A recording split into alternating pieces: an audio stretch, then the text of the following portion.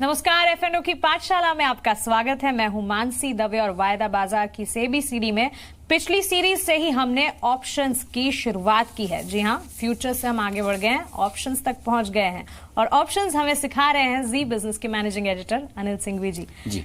Anil ji, premium के बारे में आपने पिछली क्लास में बात की, अंत में बात की थी। हाँ, फ्यूचर्स में भी प्रीमियम सुना था, समझा था, तो ये ऑप्शंस में प्रीमियम अलग है? बिल्कुल अलग है। अच्छा। देखिए, फ्यूचर में प्रीमियम क्या है, आपको इंडेक्स या स्टॉक की फ्यूचर में ट्रेडिंग करते हैं जी। समझिए निफ्टी या कोई एचडीएफसी लिमिटेड, तो जो निफ्टी का स्पॉट प्राइस है या जो एचडीएफसी लिमिटेड का कैश मार्केट में प्राइस है, आमतौर पर उससे ऊपर ट्रेड करते हैं फ्यूचर्स में जी, है ना। तो उसको हम जो दोनों का गैप है, समझिए निफ्टी 11,100 है कैश में और फ्यूचर्स में 11,120 चल रहा है, तो वो 20 पॉइंट प्रीमियम हो गई। एचडीएफसी लिमिटेड 2,000 चल रहा है, वहां 2,005 चल रहा है, तो 5 रुपए प्रीमियम हो गई। हाँ। तो आमतौर पर थोड़ी सी ऊपर ट्रेड करते हैं, कभी कभी डिस्काउंट भी होता है, लेकिन आमतौर पर फ्यूचर थोड़े ऊपर ट्रेड करते हैं। तो ये जो गैप है उसको हम कहते हैं कि प्रीमियम पर ट्रेड कर रहा है। हाँ। लेकिन ये प्रीमियम किस चीज होता है स्टॉक में सीरीज के दौरान? दूसरी होती है टाइम वैल्यू की, यानी कि इंटरेस्ट कॉस्ट का थोड़ा सा उसमें पोर्शन होता है। लेकिन तीसरा इसमें एक फैक्टर और भी होता है कि तेजी या मंदी की किस तरह की पोजीशन स्टॉक में बनी हुई है। इन तीन चीजों को मिलाकर फ्यूचर्स की प्रीमियम होती है। तो ये तो फ्यूचर्स की प्रीमियम है, लेकिन ऑप्शंस की प्रीमियम बिल्कुल अलग है।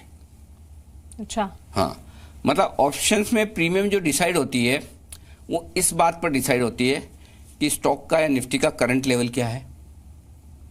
ठीक है। फिर जैसा कि मैंने कहा, ऑप्शन है क्या? ऑप्शन एक हक है, राइट है, अधिकार है जी। जिसकी ट्रेडिंग होती है।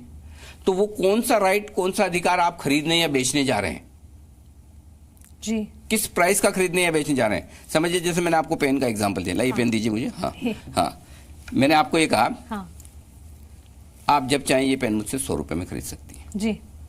समझिए, इस पेन का भाव आज के तारीख में 100 रुपए है।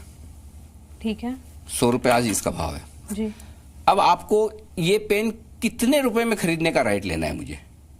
क्या ये राइट आपको 90 रुपए का चाहिए, 80 रुपए का चाहिए, या आपको कम प्राइस का चाहिए, या ज्यादा प्राइस का चाहिए? अब मैं खरीद रही हूं तो मुझे कम है ना। प्राइस। तो बेसिकली यही कि आप पॉइंट वही है कि जब आप ऑप्शन लेते हैं तो आप किस प्राइस का ऑप्शन लेते हैं इस पर डिपेंड करता है।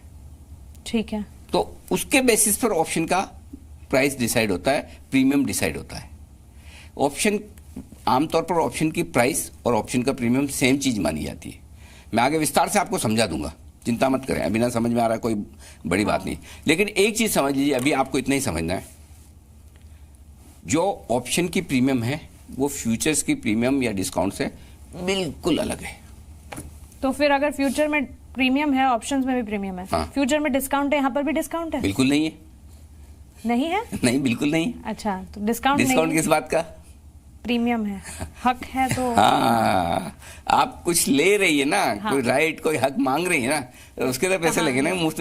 मैं ऐसे बिना मतलब आपको क्यों कोई हक दे दूं कि चलिए वहां से जी जो आपकी मर्जी आई करिए जी, उसके बदले में मैं कुछ न लूं। डिस्काउंट तो यहाँ नहीं हो सकता। ना, डिस्काउंट हो नहीं सकता। यहाँ डिस्काउंट नहीं हो सकता। फ्यूचर्स में डिस्काउंट हो सकता है, यहाँ नहीं हो सकता। ठीक है। तो ये ऑप्शंस होते कितनी तरह के हैं फिर? अच्छा, 2 तरह के हैं। अब इसमें है ना, पहले तो मैं ऑप्शन किस तरह के होते हैं वो इसके जवाब 2 हो सकते हैं। जो आमतौर पर आप समझते हैं वो होते हैं पुट और कॉल ऑप्शन। वो मैं आगे आराम से समझाऊंगा। वैसे जो ट्रेडर हैं थोड़ा बेसिक जानते हैं पुट ऑप्शन क्या होता है, कॉल ऑप्शन क्या होता है, लेकिन ऑप्शन का जो कैरेक्टरिस्टिक्स जो होता है वो समझाऊं पहले। 2 तरह के ऑप्शन होते हैं, अमेरिकन और यूरोपियन। पुट कॉल को एक बार भूल जाइए। अच्छा। देखिए, हम ऑप्शन में क्या कहते हैं कि ऑप्शन में आप एक राइट को ट्रेड करते हैं, एक हक को, अधिकार को ट्रेड करते हैं। ठीक है। अब आपके पास वो भी तो है ना, वो हक या अधिकार आपको कब तक के लिए, किस समय के लिए, 1 महीना, 2 महीना, 3 महीना, 6 महीना, साल, 2 साल, 5 साल, किसी भी वक्त के लिए वो हक दिया जा सकता है, खरीदा बेचा जा सकता है।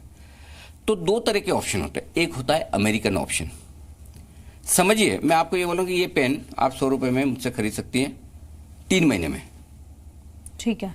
3 महीने तक मैं कभी भी 100 रुपए में ये पेन खरीद लूं? 3 महीने तक खरीदना चाहती है या 3 महीने के अंत में खरीदना चाहती है? जब उसकी प्राइस कम होगी। दोनों से एक बताइए आप। 3 महीने के अंत में खरीदना है या 3 महीने के भीतर कभी भी खरीदना है? 3 महीने के भीतर कभी भी। ठीक है, आप अमेरिकन हैं।